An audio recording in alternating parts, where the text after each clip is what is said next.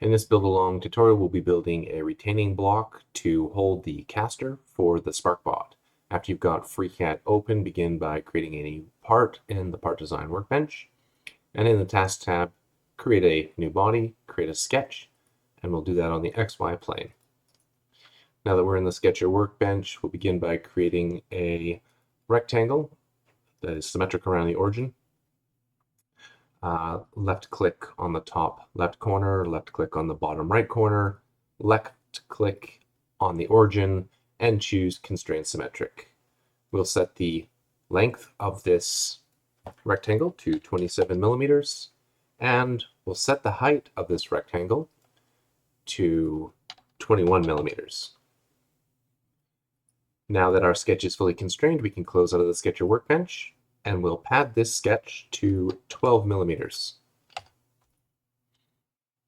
Now we're going to add a number of features to the top of this block, and instead of doing them all at once, we're going to do this in two different steps.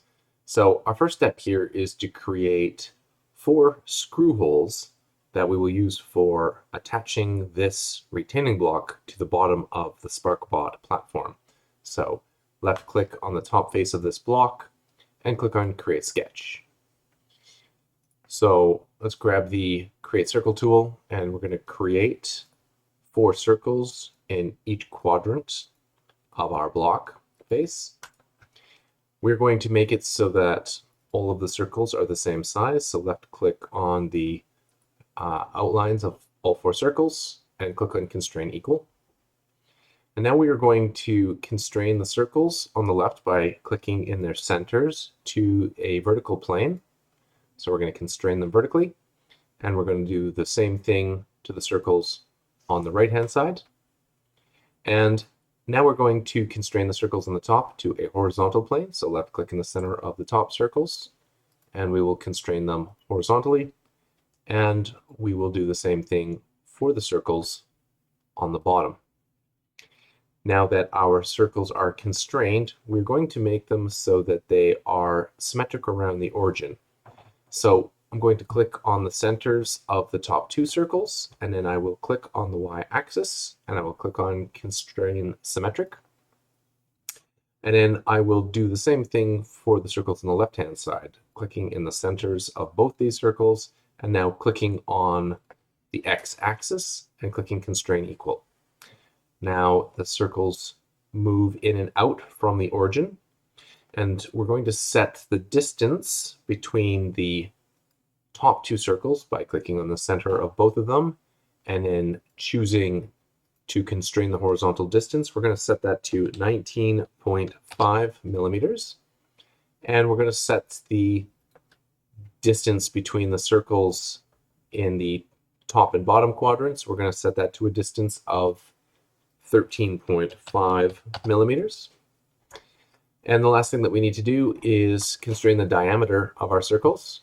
So we will constrain them to 2.8 millimeters. We're using 3 millimeter screws that are designed for plastic, attaching to plastic. And so 2.8 millimeters leaves enough room for the threads on these screws. All right, so our sketch is fully constrained, and so we're going to pocket these screw holes. Remembering that our part is 12 millimeters, we will set a 12 millimeter pocket so that the holes clear through the block. Now we are going to create a feature in the center of our block that the caster will be pressed into. So I'm going to left click on this face again and add another sketch. And this time I'm creating a hole right at the center. So I'm going to hover over the origin, left click, and drag this out. And I'm going to constrain the diameter of this circle to 16.2 millimeters. And that's all I'm doing for this. So this sketch is fully constrained. I'm closing it out. And I'm also going to set this pocket to go right through the block, so 12 millimeters. Now, we're going to create one last feature on the top of the block. This one's not going to go all the way through, so left click on the top face of the block, create a sketch, and this time we're going to grab the slot tool. we're going to hover over the x-axis, left click on it to lock our slot to the x-axis on one side, come over to the right hand side, hover over the x-axis, left click to lock it there, and then we're going to click to set the width of the slot. Left click on either the left or right arc on the edge of the slot, and we're going to constrain the radius of the slot to 3.2 millimeters. The next thing that we're going to do is we're going to lock the endpoints of our slot so that they're sitting on the inside circle. So we're going to use the Create External Geometry Reference tool.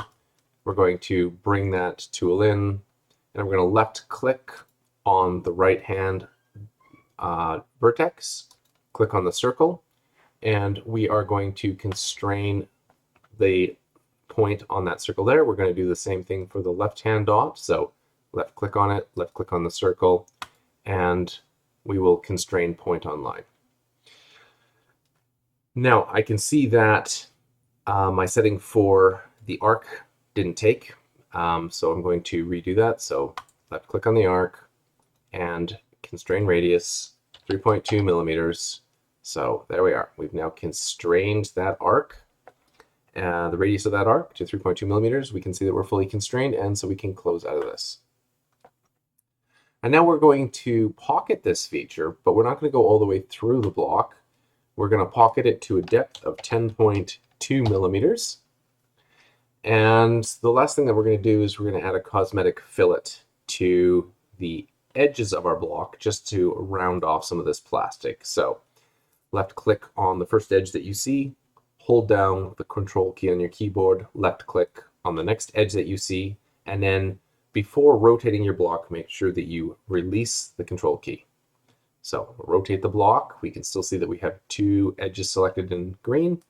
Hold and press and hold the control key, and then left click on your third edge, release the control key, rotate the block, find your fourth edge, press and hold the control key, left click on your last edge, and then you should be able to confirm that you have all four of the edges selected. And then come up to the fillet tool, and we're going to give it a fillet of 4 millimeters, and we're done. This is the complete caster block.